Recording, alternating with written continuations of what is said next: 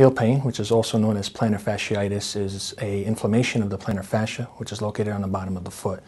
Typically, patients present with pain after the first steps in the morning and also after extended periods of rest. Patients also describe pain with continuous walking or standing throughout the day. We typically treat it conservatively, starting with anti-inflammatory medication, strapping, icing the foot, teaching patients the RICE method, which is rest, ice, compression, and elevation, and sometimes also injections. We typically try to prescribe custom-made orthotics for patients to help correct any foot abnormality they may have, such as a low or high arch.